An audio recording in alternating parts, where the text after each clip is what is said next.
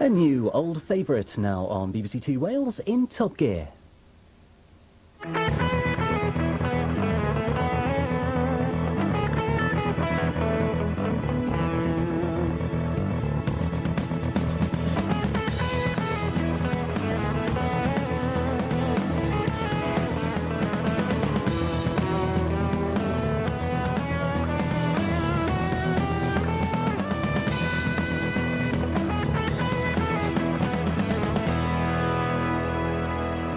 In tonight's Top Gear, BMW's new Mini turns a wheel at last.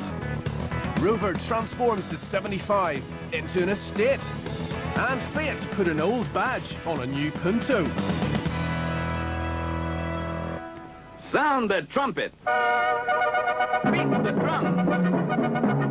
Wave the flags. British flags. You might have heard of this car. The Morris Mini Minor. Sit in it, ride in it, drive it. 4 happy people in a big, big little car. The cars that are turning Mr. Man in the street into Mr. Man behind the wheel. You don't believe it, do you? Go on, try me. The nippy, zippy, raring for a trippy, the symbols of success in Britain today. So that's 40 years of Mini then. That's 40 years of affordable motoring, of priceless memories, of amazing motorsport success, of high fashion, of being stranded in the middle of the night on the hard shoulder. Oh, who didn't love a Mini at some point in their life, eh? Oh, I'm sorry. Just feeling a wee bit emotional, that's all. And I'm sure many of you are too. Don't be. You might as well forget old Mini ever existed. It's dead now. Get over it. Because there's a new Mini. And even though we've come to Italy to drive it, there will be absolutely no further references to that mini-spectacular Michael Caine starring movie, The Italian Job. Why? Because this particular job is very German. The new Mini, brought to you by BMW. Is it the most hyped car ever? A disgrace to the memory of the original? Is it a proper Mini? Exactly what should a proper Mini be like these days anyway? And can I get away without using the word cheeky to describe it? Oh, questions, questions. Well, I suppose a new Mini would look something like this, although really, there's very little point in me babbling on about its shape because we knew 3 years ago or more that it was going to look like this. And even the bloke who designed it reckons he's a bit bored of it now. That's the price you pay for such a long-winded launch process. Whatever, the new Mini is one of those funky retro things that you either love or you hate. And plenty of people are gonna love it. They'll fall for those big, friendly, saucer-eyed headlamps and that impish cartoon character grin. They'll love the chunky wheel at each corner stance. And when was the last time anybody got away with a two-tone paint job so convincingly? 1982, I think, on my mate's dad's Cortina Ghia. Inside, there's yet more flair, more imagination and more retro flourishes. Austin Mini? Nah, it's more Austin Powers. There's cute detailing everywhere you look. Bumpers, windows, doors.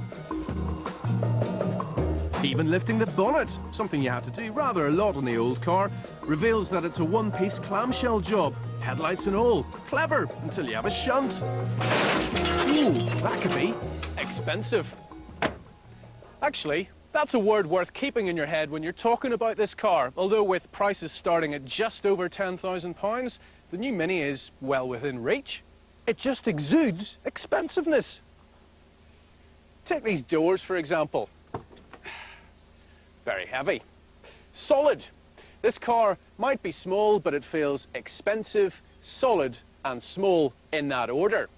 BMW might well be onto something here, you know.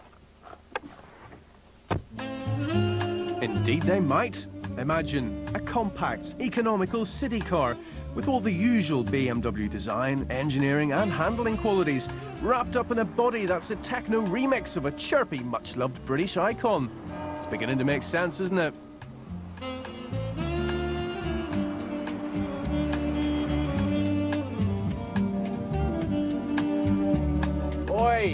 I said no more Italian job references. Downsizing. Everybody's at it. And although the new Mini is bigger because we're all getting bigger, it's still roughly the same size as the Ford Ka or the Volkswagen Lupo. Its cabin is surprisingly wide. The seats are set very low and there's a magical sensation of space, here in the front at least, with loads of headroom. It feels like the sort of car you really want to get by the scruff of its neck. Get stuck in the back seat behind anyone taller than about 5'8" though, and it's them you'll want to throttle, not the car. 40 years of progress, and the new Mini's rear accommodation is fit only for children, sadomasochists, or your shopping. Forget the back seats then, let's concentrate on the front seat action. Right, steering wheel. It's pretty ugly actually, although it's surprisingly nice to use. It's very chunky. Dash layout, I'm not so keen on that either actually. It's all a bit over the top and a bit camp, frankly. The rev counter's sitting here in a little pod right in front of me. What a shame the speedometer isn't sitting nestling alongside it, where I can actually see it, rather than having to take my eyes off the road for too long to find it in the middle. Oh, I know, it's all supposed to be charming and retro and all that stuff. Maybe I'd like it a bit more if I was wearing my rose-tinted spectacles. There should be nothing nostalgic about the way the new Mini drives, though. Its rear suspension is state-of-the-art BMW, and its body has twice the stiffness of its nearest rivals. Its 1.6-litre engine is brand new too, and produces 90 bhp in basic Mini 1 guise, or 115 bhp in this, the Cooper version. A supercharged Cooper S arrives soon. Which should be an absolute riot, because even the basic Cooper is a hoot to drive. Okay, so it doesn't have quite the same kart-like agility that the old Mini was so famous for, but its steering is almost perfect. It's quiet and refined, amazingly so for such a little car, and it's dead easy to get into a nice flowing rhythm with it. A slick gear change helps here, as does the crisp throttle response. Do you like these road test words? Although overall you'd have to say that the Mini feels spirited rather than truly fast. Sweet little engine though. It even sounds a bit like an old Mini when you hit about 4,000 RPM, although it is a bit gutless further down the rev range. It might be a tiddler, but it has big car safety. It returns an average of 42 miles per gallon, and its emissions are very competitive too. The new Mini is a triumph. I like this little car a lot. If you're a purist or a Mini traditionalist, then you probably won't. It's not the revolution that the original car was. It breaks no new real ground. Heck, it's not even that space efficient. Think of it instead as a BMW 1.5 Series, and it starts to make more sense. It looks good. It feels good. It's even good value. And besides, this one doesn't have to last 40 years. Still to come on Top Gear, Rover's 75 Tourer, Fiat's Punto Abarth, and I learned some martial arts.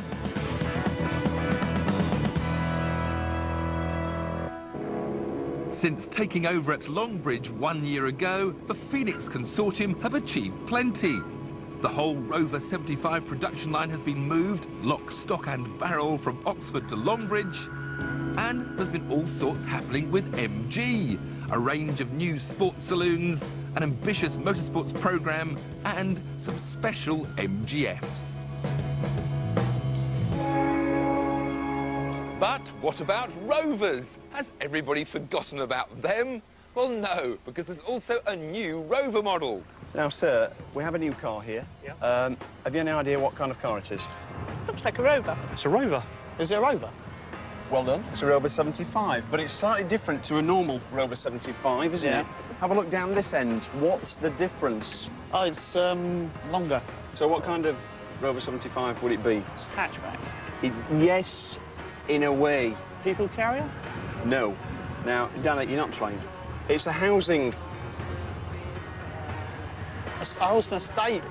No, it's actually a Rover 75 Tourer. But an easy mistake to make. Priced between £17,500 and £26,000, the 75 Tourer is Rover's take on the lifestyle estate, where image is as important as load space. available with the same engines as the saloon, and this is the diesel-engined club model, which costs just over £19,500. So, what else is new? Well, the Rover engineers have taken the opportunity to introduce a couple of chassis tweaks. Roll at lower speeds has been reduced by changes to the damping, whilst the rear springs have been beefed up to take on those heavier loads. And at the same time, they haven't spoilt the ride quality of the 75. Indeed, it even handles a little bit better now. It's a bit sharper thanks to those alterations. It's just a shame that you can't feel it through the still rather soggy and lifeless steering. There's a great chassis underneath you, but you can't really enjoy it as a driver. You will enjoy the refinement, though, as the Tourer is very quiet, even with the diesel, which makes it a pleasingly relaxing companion. The driving position is also excellent, with fully adjustable steering and a seat that allows me to sit really low in the car, which I like. I also like these two dials, the speedometer and rev counter. Beautiful, classic, easy to read. It's just a shame that they've got nasty digital displays stuck between them. I'm also not a big fan of this huge centre to the steering wheel. I'm slightly worried that the seats feel a bit too soft for a long journey. But overall, the interior's got a nice quality feel to it. Rear seat passengers will enjoy the extra headroom yielded by the extended roofline, while there's also a decent amount of legroom all round. And there's a huge load area for huge loads. With the seats folded down, it's over 6 feet long. Let's have a look in the boot, which is at the rear of the car. But first of all, I'll just show you this. Oh. The back window flicks up. It's true, if you get a double mattress in that. Well, actually, technically you could. In fact, let me show you how long it is. Quite long. I wouldn't want to go a long distance like this, though. So, who will the Tourer's major competitors be? Well, Ford's excellent Mondeo is one of the most practical mid-sized estate cars around, seen here in Zetec diesel guise. And BMW's 320d SE Touring represents the sort of prestigious product Rover would love to steal sales away from. If load space is your thing, then the Mondeo wins this comparison with ease. Seats up or down, it's got the other two licked. But you've now got a much more workman-like interior. Again, an excellent driving position, but none of those luxurious visual treats. It's also got the least refined engine, but it is the cheapest of the three. OK, imagine, if you can, that I own this car, right? What's my job? Something like an executive or a director. Yes, I can. Yeah. Yes, I think so. I think it's me, don't you? Quite a successful surgeon, you know, with probably does really difficult cases. Private patients mainly. Yeah, okay. Quite rich, probably 2 houses. Yeah. OK, fine. The 3 Series Touring is the epitome of the lifestyle estate, combining desirability with extra practicality in a great package. You paid £3,000 more than the Rover for that desirability, and with this diesel version, another 22 horsepower. But that extra £3,000 certainly doesn't buy you any extra space. While there may be room for the West Highland Terriers, there's certainly no room for the wardrobe. The 3 Series has the cachet, the Mondeo the most load space. So, where does the Rover stand? Well, somewhere between the two. The Mondeo is a class act, but lacks individuality, while the 3 Series offers the greater prestige, but you have to pay the price.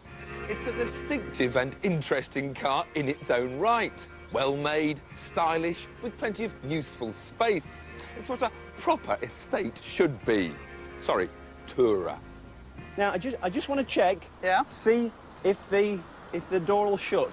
OK. So I'm just doing it slowly to make sure I don't trap your feet. OK, how's that? Yeah, is that comfortable? Great.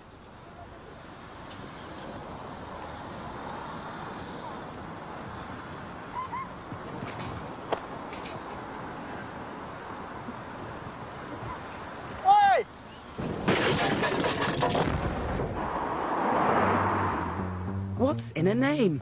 Everything. We want labels on our cars, our clothes. We want labels on our labels. Even prestige brands like Mercedes and BMW have their tuning concerns, AMG and Alpina, for those who want their wheels that little bit harder, faster and a tad more exclusive. And further down the line, Fiat has Abarth. Abarth mean anything to you?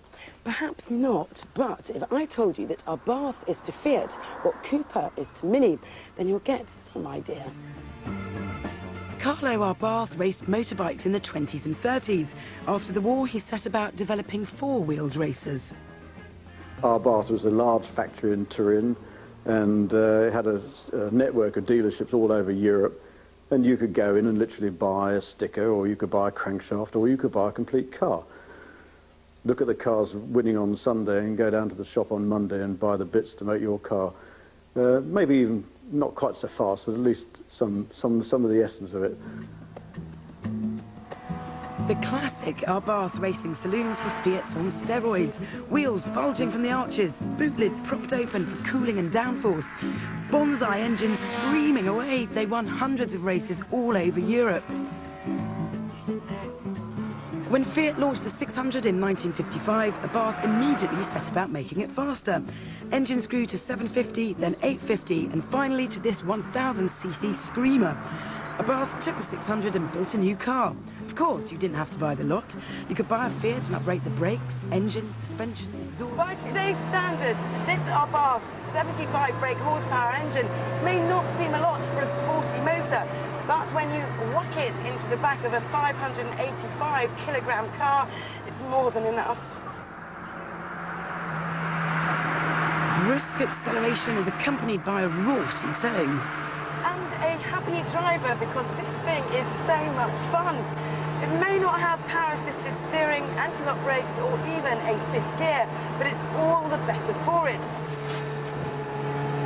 The change has a wonderful mechanical rifle bolt feel and sound to it, and the pedals are light to use, with a tantalising glimpse of the road beneath. You drive this car with your hands, your feet, and your bum. Michael Schumacher has got a baby Fiat, and it's not difficult to see why. I am not a big fan of old cars, but I love this one.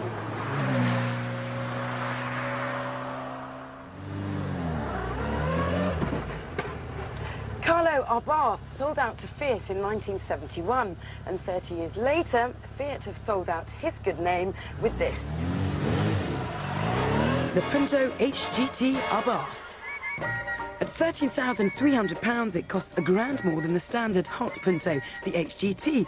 But hey, you get Abarth kick plates, Abarth-style spoilers, and side skirts, and new wheels, outside and in. But the key word here is branding. This is an Abarth in badge only. The HGT's engine, gearbox and suspension are carried over wholesale. Don't think Carlo would approve. But you might enjoy driving it. This Punto may not be as fluid as a Peugeot 206 GTI, but the 1.8-litre 16-valve engine will get you to 62 miles an hour in 8.6 seconds and on to 127, but you have to thrash the nuts off it to get there. The ride is on the firm side of rock hard, so you're left bouncing from corner to corner. The chassis is pretty decent though, and the tyres grip well, but the steering is at best semi-detached. Sport seats ensure a snug fit, and it's got all the usual Punto virtues of a spacious interior and loads of storage room. But horror of horrors, there's no cuppy.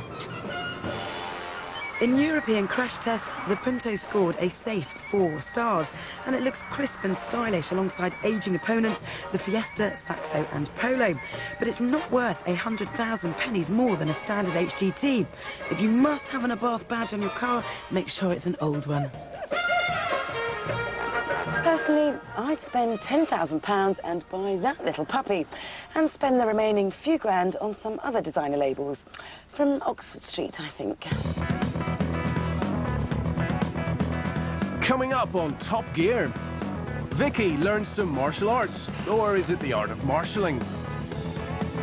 But first, the Top Gear verdict. Remember the old Hyundai Elantra? Well, no, neither do I, but it doesn't matter because the all-new Elantra is here to replace it as soon as I remember where I parked it.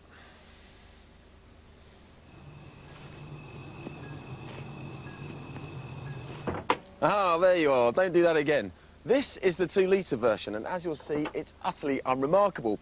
All you have to worry about is that it gets to 60 miles an hour and it does have a top speed. And because of a few refinements, it's a bit quieter and does 34 miles to the gallon. Nice one.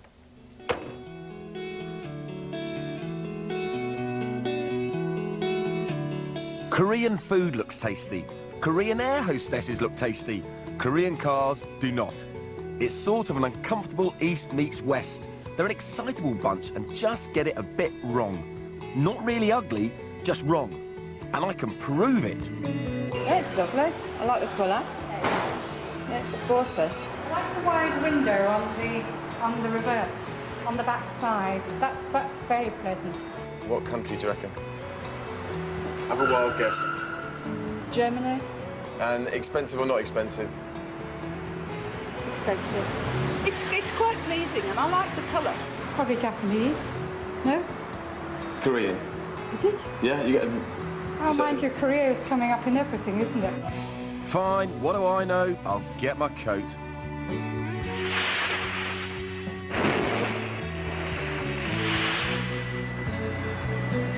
Understeer, oversteer, forget about it. The Elantra does all the basics well. It doesn't excite, it just gives you an easy life. I mean, look at the way it's handling this multi-story. Beautiful. The power steering makes hunting for space an absolute pleasure, and the only dodgy bit is the ride, which is slightly too harsh for its own good.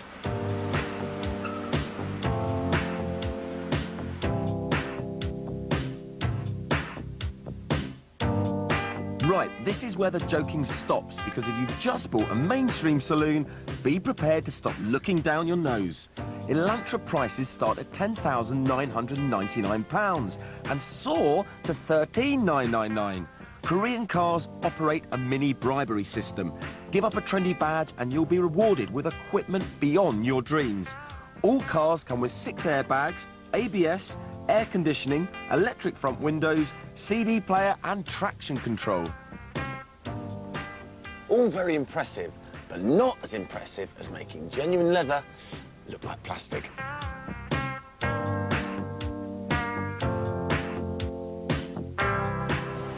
In the faceless section of the family car, the Elantra manages to be cheaper than most, larger than most, and yet more faceless than most.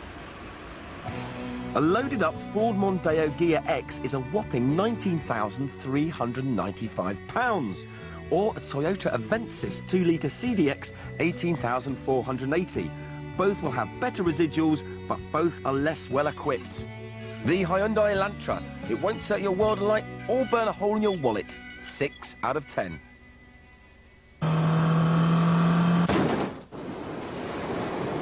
Think motorsport and you probably think fast cars, close racing and high-octane fuel cars.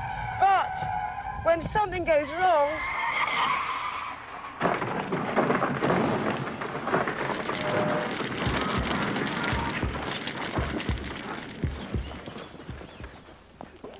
Your life is in the hands of these orange-suited men and women, and without them, there would be no motorsport. Marshals are the unsung heroes of the rallying and racing world. They're the unpaid volunteers who've been policing the track since the early days of motorsport. They may have the best seats in the house, but that also means they're the first on the scene of accidents and can even become part of them. While most of us prefer to snooze on Sundays, Marshals are up at the crack of dawn for a dabble with danger. Which begs a couple of questions. Who exactly are they? And why don't they stay in bed like the rest of us? My name's Chris Jones. I'm a demonstration coordinator for a DIY retail store. I'm an incident officer on circuit at Alton Park in the Marshals Club. My name's Katie Hinchliffe and I work as an assistant theatre practitioner. My name's Richard Hinchliffe and I'm a security guard at the local hospital. I've been marshalling for about 3 years this year now. I've always enjoyed motor racing and I've always wanted to be involved in it but never got the chance, and marshalling gave me that chance. My name's Graham Petch, and I'm a GIS system administrator. And basically that means that I sit at a computer workstation. I've been marshalling for about 17 years. I think that probably the majority of us would be racing drivers, actually, that would like to be out there, but for an involvement in the sport, you can't beat it. Now, according to the Marshals Handbook, you don't need any special skills or qualifications to start, just common sense and a reasonably well-developed sense of self-preservation. Oh, and most importantly, make sure your outfit doesn't clash with the flags. So that's Orange then. Armed with sun cream, whistle and day-glow suit, it should be Destination Ibiza. Instead, it's Alton Park to see if I have enough common sense to make it as a marshal. Sweeping the track may look boring, but it can save lives. A bit of debris could cause an accident. Marshals have to be prepared for any eventuality. Let my training commence.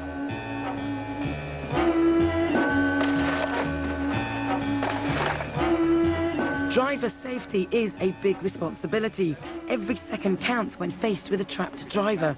You're looking to get here and just at the base of the... Just to give support. To give support. Ideally, we want to get hold first, and then we can be set up while they're doing the cutting. So you sort of basically sit there and hold his head all the time while, you know, while the paramedics are coming in with their boards and everything. Hello, sweetheart. But before we can trash the car with oversized power tools, our volunteer casualty has to be stabilised with oxygen and saline. So as well, you're going to take the front and rear screens out at the same time then, just by pure brute force? Very, very gently. Oh, sorry, of course. There are 3,500 marshals registered in the UK and a minimum of 80 needed for every race day. Incidents like this are few and far between, but that's when your training matters. Using those cutting tools in a pressure situation isn't as easy as it looks. Oh, come up a bit. Yeah. Oh. Okay. And now right to the edge.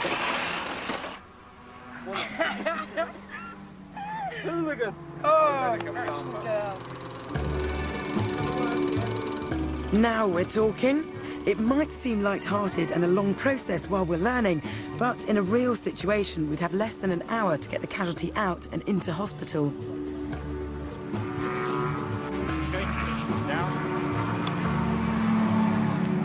Instant cabriolet.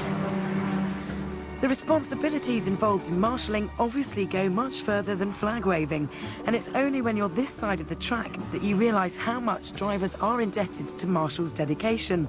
I should know, as I've called upon their services before. Fortunately, like this time, there was a happy ending.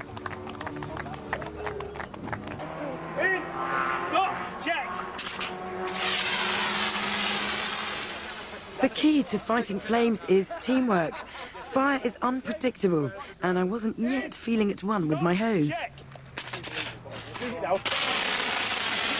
The training day was certainly an eye-opener, and as much as I value marshals when I'm racing, I'm not ready to switch track sides yet.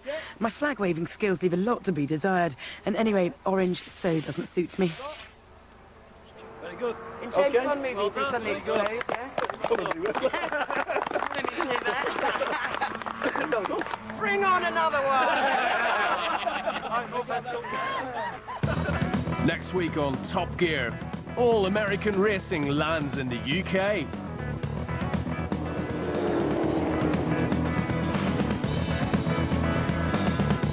Renault's restyled Clio.